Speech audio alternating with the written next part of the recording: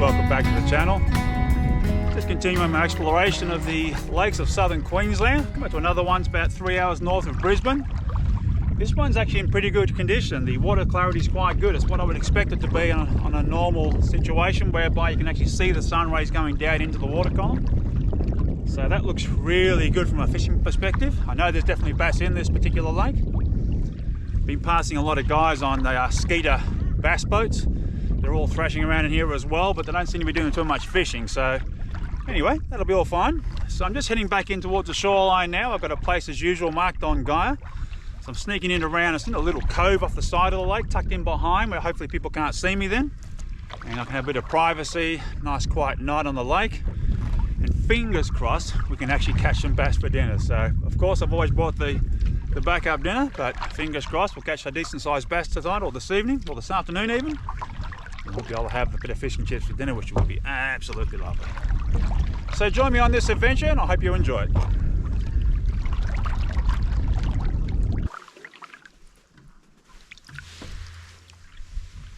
Well, I have to say it looks pretty good so far. A nice little glade of trees here. And it looks like some nice grassed areas, so yeah, it should be fantastic.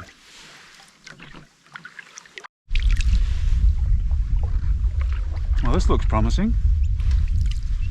The actual point here comes down nice and flat beside these trees, so we'll be able to sneak in around here somewhere and find a spot.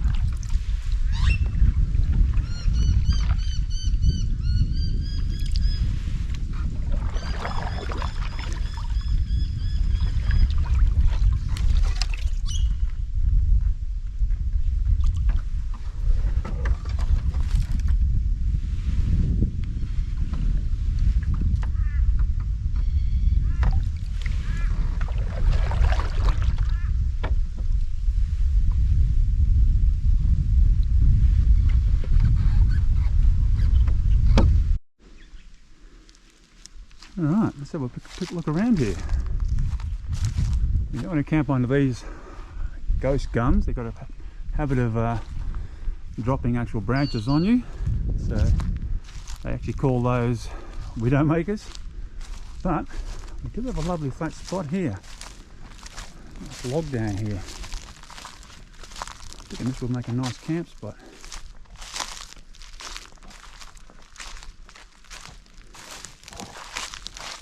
It's certainly nice down here, maybe a bit further up here in the grass, maybe a bit up the hill a bit further, get out of the cold.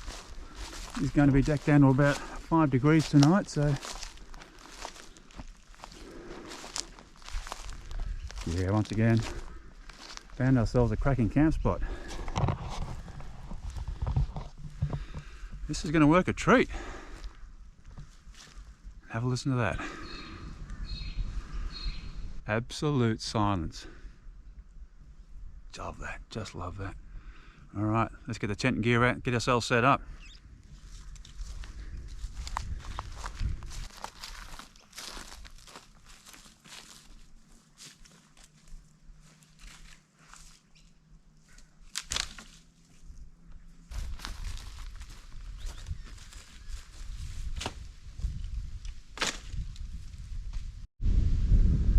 All right, camp is all set up now.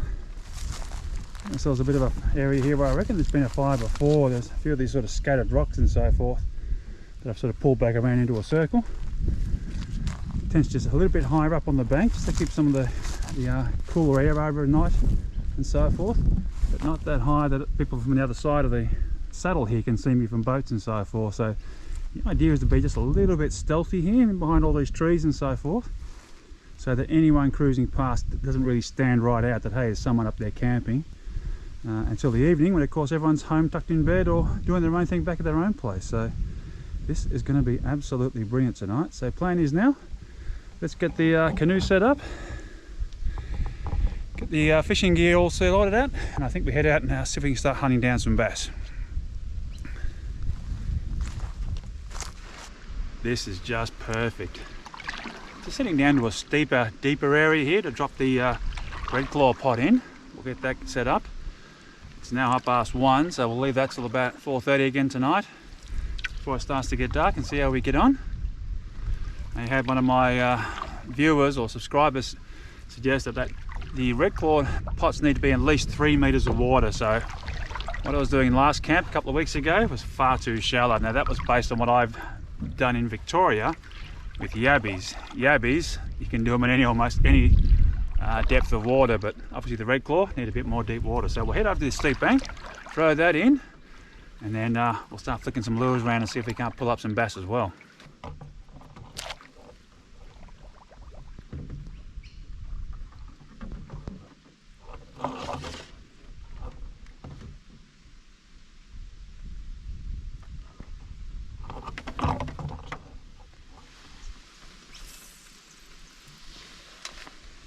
Just come down to the head of this inlet into an area where the boats aren't getting into. There's a couple of boats turned up while I was setting up camp, one of the bass boats and another guy in a tinning, and they came into the inlet but they didn't get anywhere near this area.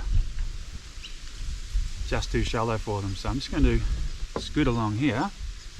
Unfortunately, getting blown into the snags already. See if the bass have come this far up into the actual trees. I did see on YouTube last week that they say that it takes a while for the bass to actually come in to the flooded areas. So we'll just have to see how we get on here, but certainly way too shallow for the boats, which is good. So if there's bass in here, they're going to be all mine.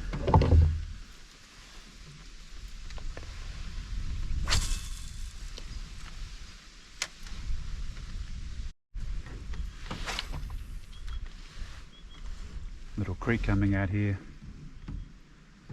Seen some turtles getting around, which is interesting. I'm glad I'm using the ripe red claw pot. Last thing I want to do is drown one of those little guys.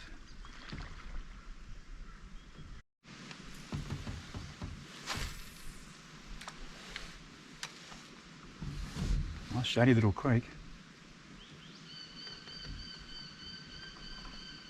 You'd have to think there'd be bass sitting in this one. Lots of structure, lots of cover. No bright sunlight for the birds to see them.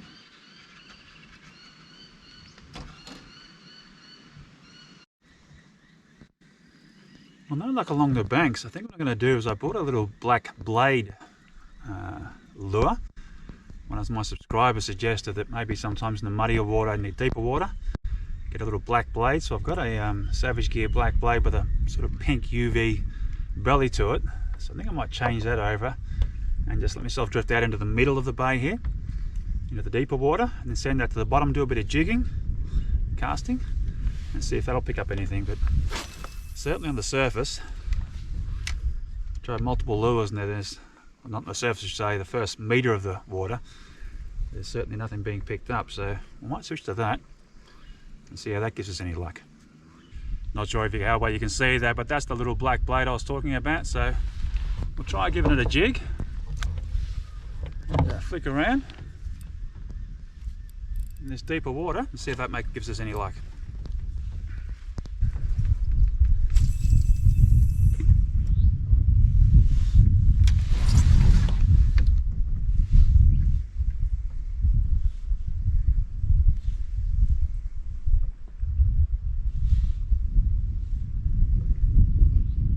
Okay, we just got a slack line. We'll try and jig it up.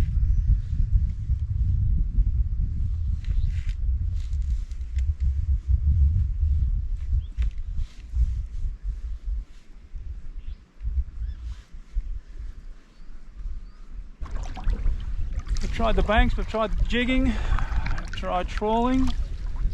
Absolutely nothing at all. These bass are a bugger to try and catch, I must admit. Just getting up to 3 o'clock now, so I'm going to head back to camp, have a cold beer, something to eat, just relax. And then around sort of 4:30 we'll head back in the evening. Hopefully this wind drops back off again. And see if we can get something rising up for dinner. So we'll head back and relax around the camp. Cheers guys.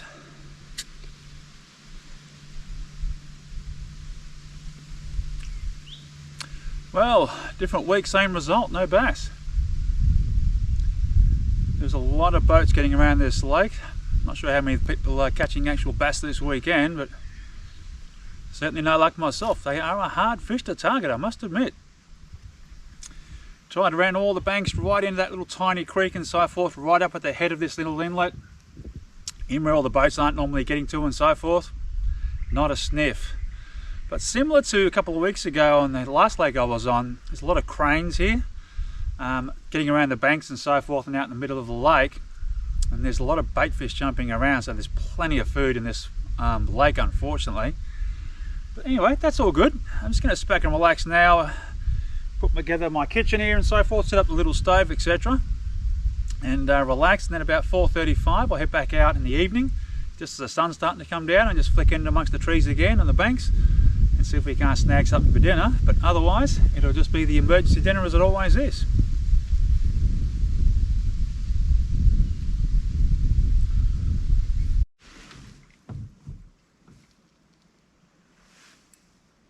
It's crazy how many bait fish are jumping out of here.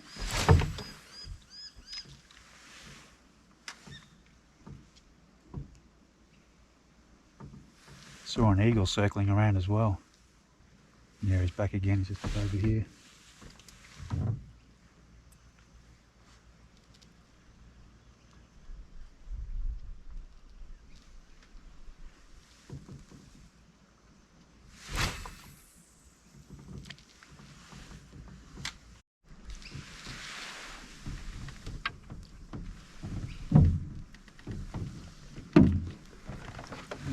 Let's see what we got here.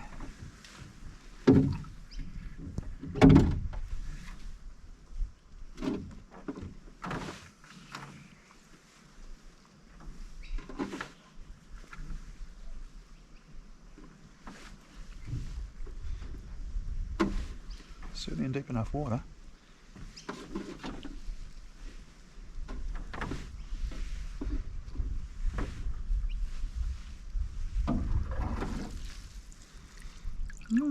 Big fat nothing. That's disappointing. I have been using though the dried cat food, which one guy said on YouTube was the absolute best. So one of my subscribers said you're better off using melon, so I think next time we'll bring some melon with us as well. We're going to leave that overnight. Let's see if we get any joy.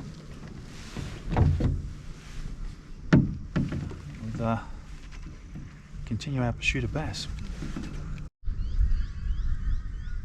Well, we are finally out of light. Time to head back to camp. Just watched 3 bass boats having a drag race down the lake, trying to get to the ramp first before it gets dark. It'll literally be dark in the next 10 or 15, so the bait fish have stopped rising, I've noticed. Nothing chasing them anymore. And I've pretty much tried every lure in my lure box, so we'll give it a miss for tonight. Head back to camp, get that fire going, warm up, because it's actually quite chilly now. And yeah, we'll resume the fishing in the morning. But I have to say, these bass are an elusive fish, you know, it's amazing. You think all the casts and all the lures in and around the banks, in and out where they're chasing bait fish and so forth, you think you get one. And I just literally saw one jump through the water then. You'd think you'd get one, wouldn't you? But as I say, perhaps they're just too fat and full.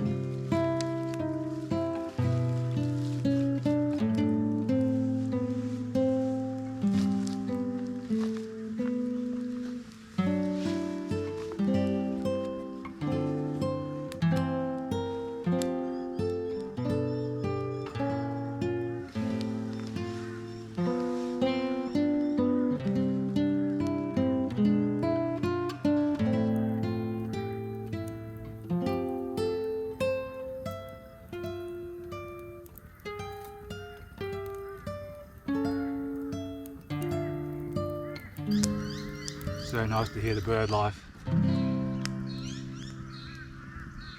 It's always interesting when you hear the discussions from Aboriginals that fire connects you to the land, basically makes this place your land.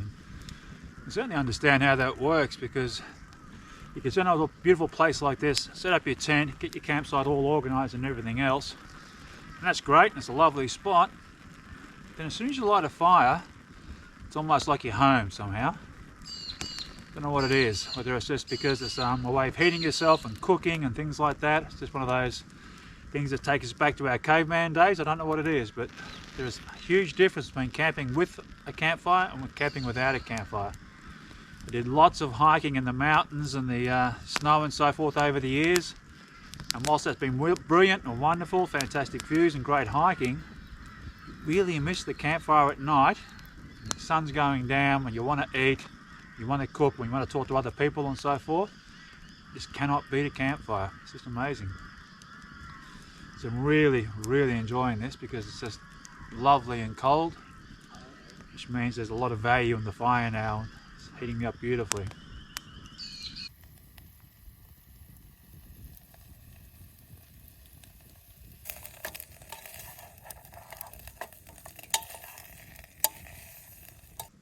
So I've been chatting to a subscriber of mine over the last couple of weeks, and he's keen to come out camping with me. Loves the idea of the minimalist camping. He's only got a sit on top fishing kayak, which has a little bit of storage in the front and a little bit of storage at the back. So over the next couple of weeks we're going to get together and just work out between the two of us what equipment he's going to need. And I'm going to go out to his place, we'll get the canoes, his kayak should say, all set up. I've got a spare tent, spare sleeping pad, pillow, etc. He's going to get himself one of these little chairs and a decent sleeping bag. And we're going to see what we can do with his little sit-on-top kayak. And I'll take him out to a local estuary and we'll do an overnight camp. So that'll be coming up the next 2, 3 or 4 weeks. As I said, depends how long it takes us to pull that all together. He lives not too far from here, in fact. So I'm going to go out to his place over the next couple of weekends and take all my equipment out there, and between the two of us sort of nut out what we can do as far as what we can carry. I can carry enough food for both of us, that's not an issue, and beers, etc. I will get him to probably take a few snacks with him as well though, just so he doesn't get hungry. So yes, that's something to look forward to. It's really great to engage with people who love the channel or watch the channel, and to be able to help them to get out and about it. And that's really what this Get Going channel really is about, is getting outside, go somewhere and you will win. There's too many people these days just sitting at home watching YouTube, which is great, don't get me wrong, but really aren't getting out and amongst it because they think they need a whole lot of equipment and expensive equipment, and you know, one day they'll get the swag, or one day they'll get this, and one day they'll get that, then they'll go out camping. So hopefully through this process we'll be able to demonstrate to you that it doesn't really take a lot of equipment and a lot of expense to get out on the water, do some fishing, go camping overnight, and just enjoy the outdoors. It really is a fairly simple process. It's overcomplicated by a lot of people. And us men being men, we love our equipment, we love our gear, we love buying stuff and upgrading and getting bigger, faster and better. And unfortunately that can then get too far carried away, and then people who know nothing about camping seem to think that, well, that's all the gear I need to go camping, and that's just simply not the case. So I'm looking forward to that. It should be really good fun. Stars tonight are absolutely brilliant. We're west of the Great Dividing Range here in Queensland, so we're getting out into low foothills and then out into the plains, and from here west it just pretty much goes dead flat right out across Australia and into the desert country. So it's really nice territory out here, a lot more open, and yeah, as I said, we're getting out of the big mountains and so forth and down into the lower foothills and rolling hills and so forth, and I hope I can show you that tomorrow morning. So it's really nice to get away from all the big cities, all the noise pollution from the lights and so forth of towns and cities and so forth, and it just literally opens up the sky and it's just super bright. It's really nice. So as usual, I'm going to sit and have a cup of tea, a bit of chocolate, and sit back and thoroughly enjoy that, and see you guys all in the morning.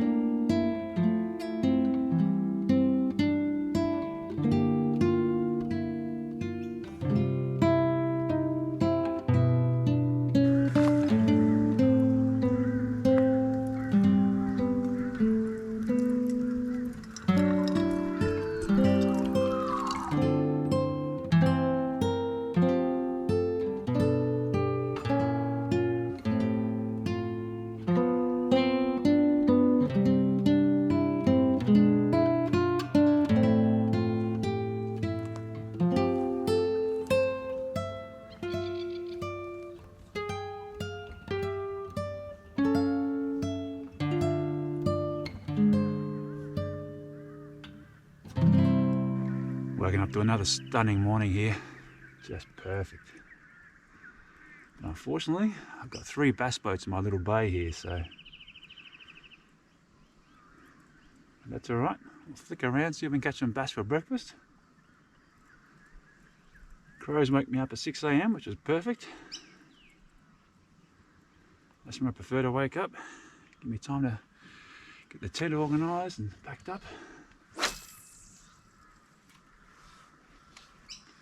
So I'm just going to enjoy this fishing in this beautiful weather. Just remembered I've got the red claw pot in, so I'm just going to go head over. We'll pull that up. And if it's empty, we'll just bring it back to camp. And then I'll head back up the head here, as I said, and chase some bass up into the shallower waters.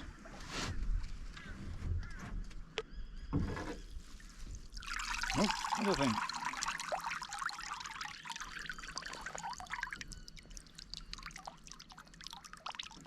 Oh, that's a bit disappointing. We might have to give the melon a go, I think. Interesting enough, the bait fish have now stopped moving. Nothing chasing them anymore.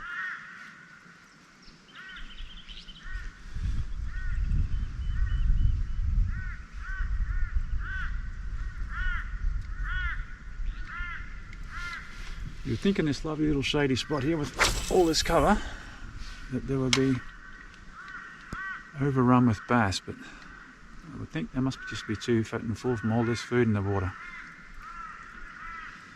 All 3 of the bass boats, no one caught a thing, because you can usually hear them talking to each other. On a clear morning like this, you can hear them talking to each other on the boat. All dead silent.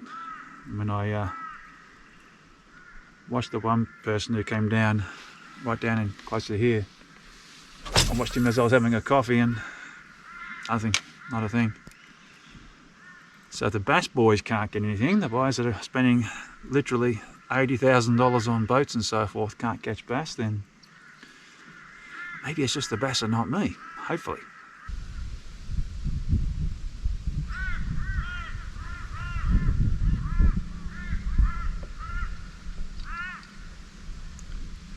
So I've just been thinking the plan might be is to rig up a soft plastic. Once again, head out to the deeper water, get a little grub worm down low, and see if we can pull up something with that. I've tried every other lure in my tackle box, so might as well give those guys a go. And yeah, as I said, see if we can get something bigger and deeper as opposed to these banks. The banks aren't working at all, so I think we might have this porridge. Got the rod over here, get it all rigged up, and we'll head out, do a bit more fishing, and yeah, see if that works.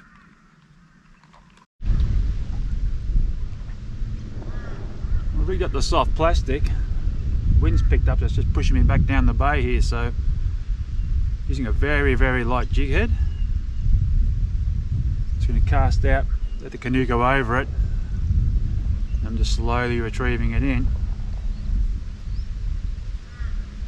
So nice to see the clear water again, I have to say there.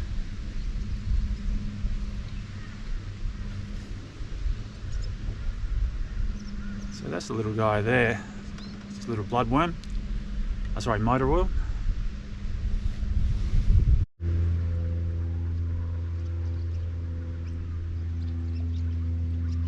So I'm just trying to pick where the normal natural bank would have been when the lake wasn't so full. See if that's where they're sitting, so they're sitting on the bank, it takes off up into the shallower water. Fortunately, we got the same wind as we had when we turned up here yesterday, picking up. Same direction, it's getting quite strong. It means I'm getting dragged down the bay, probably a bit too fast to be honest. I'm trying to jig this thing up and down in the water column, but I'm travelling at too fast a speed in the actual canoe itself. So, well, as always, we got the lure at the back trawling. Last time we didn't manage to catch something on the way back, which was good. Got a nice tailwind heading us back to the ramp. So the plan is to do some trawling and then see if I can find some places where the bass boats aren't all heading into on the way back as well. Just never know your luck, and see how we get on.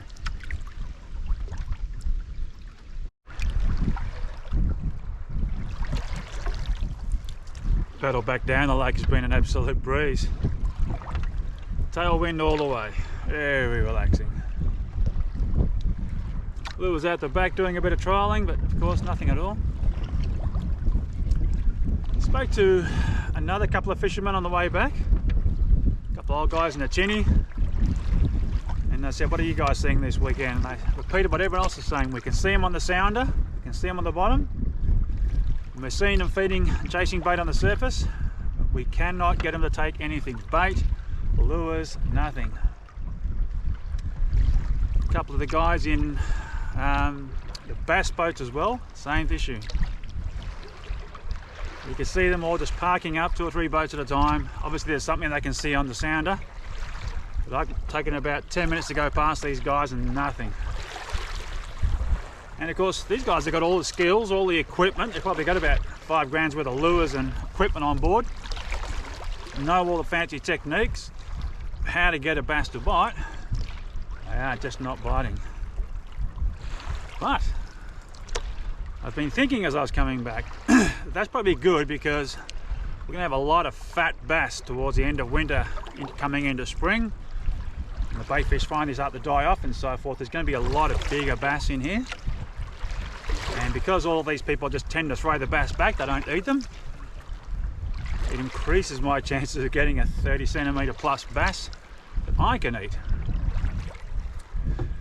But for this point in time, I'm going to sign off.